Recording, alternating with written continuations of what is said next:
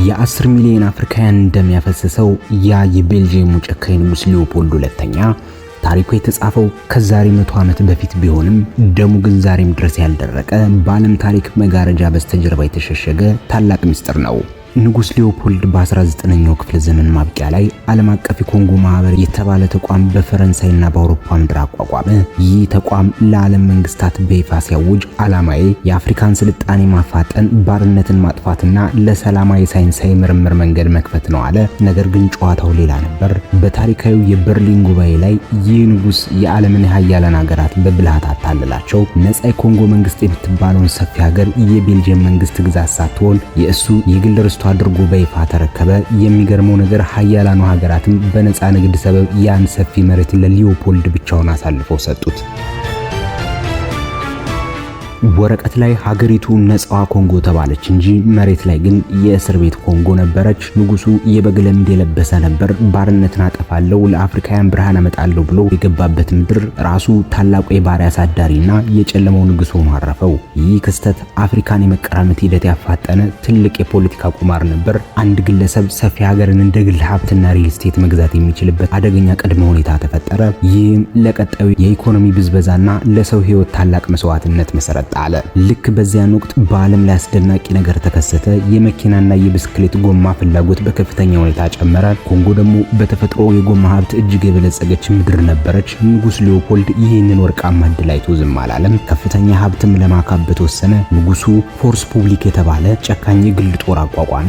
ከዚያም እያንዳንዱ የአገሬው ተወላጅ በቀን ውስጥ በተወሰነ ኪሎግራም የጎማ ሙጫ ከጫካ ፈልፍሎ ማምጣት እንዳለበት ደነገገ። ይህ ኮታ ለማሟላት ያልቻሉ ንጹሃን ዜጎች ምን የሚሆኑ ይመስላችኋል?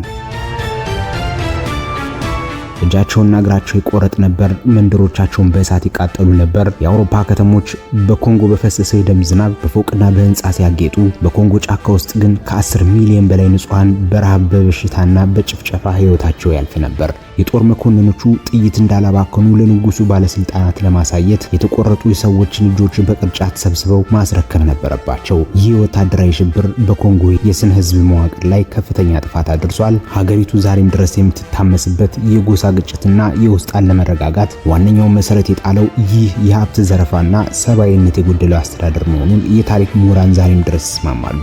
ንጉስ ሊዮፖልድ ማንም ጋዜጠኛ ወደ ስፍራው እንዳይገባ ድንበሩን ሙሉ በሙሉ በመዝጋት ይህንን ሁሉ ዘግናኝ ግፍ ለ30 ዓመታት ያህል ከዓለም ህዝብ ደብቆ ቆይቶ ነበር። ነገር ግን ኤድመንድ ሞሬል የተባለ የጭነት መርከብ ሰራተኛ አንድ የሚገርም ነገር አስተዋለ። ከኮንጎ ወደ ቤልጂየም የሚመጡ መርከቦች በዝሆን ጥርስና በጎማ ተጭነው ሲመጡ ወደ ኮንጎ የሚመለሱት ግን በምግብ ሳይሆን በጦር መሳሪያና በጥይት ብቻ መሆኑን አየ። ነገሩ ገባውና በሚስጥር መመርመር ጀመረ። ብዙም ሳይቆይ ሚስጥሩ በፎቶግራፎችና በምስክርነቶች ተደግፎ በዓለም አቀፍ ጋዜጠኞች ላይ ፈነዳ። ይህም በዓለም ታሪክ የመጀመሪያውን ትልቅ የሰብአዊ መብት ንቅናቄ ኮንጎ ሪፈርም አሶሲዬሽንን ወለደ። ታዋቂዎቹ ጸሐፊዎች ማርክ ትዌን እና አርተር ኮናን ዶይል ሳይቀሩ የንጉሱ ግፍ የሚያወግዝ መጽሐፍ ለመጻፍ ተገደዱ። ይህ ታሪክ በዓለም ዲፕሎማሲ ላይ አዲስ ምዕራፍ ከፈተ። መንግስታት በሰብአዊ መብት ስም በሌላ ሀገር ውስጥ ጉዳይ ጣልቃ የመግባት መብት እንዳላቸው የሚያሳይ ህጋዊ መሰረት ተጣለ።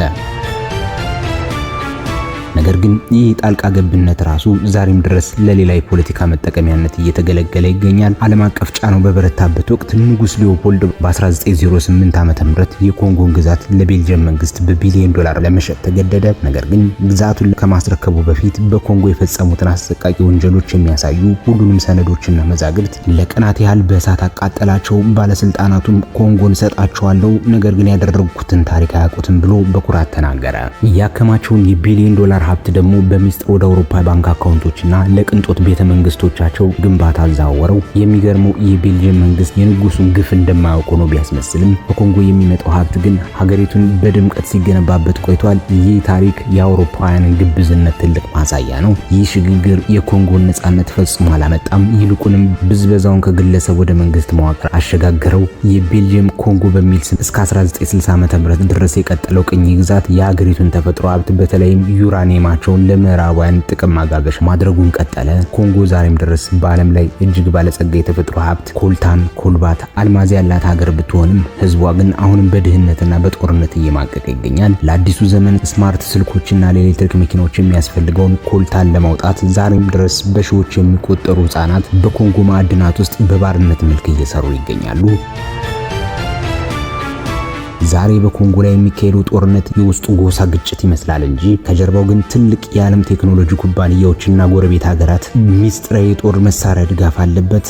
ንጉስ ሊዮፖልድ በአካል ቢሞትም በመንፈሱና የስግብግብነት ስልቱ ግን ዛሬም በኮርፖሬሽኖች ስም ኮንጎን እየበዘበዛት ይገኛል። ኮንጎ የራሷን ሀብት ቁጥጥር በእጇ ካላስገባችና የሳይበርና ወታደራዊ አቅሟን ካላጠናከረች የወደፊቱ ቴክኖሎጂ ዘመንም የኮንጎን ህዝቦች ደም እየመጠጠ መጓዙ የማይቀር ነው። ሌላ ሀያላኑ ለአረንጓዴ ቴክኖሎጂ የሚያደርጉት ፉክክር ኮንጎ የጦርነት ቀጠና ሆና እንድትቀጥል ይፈልጋሉ። የንጉስ ሊዮፖልድ ታሪክ የሚያስተምረን አንድ ትልቅ እውነት አለ።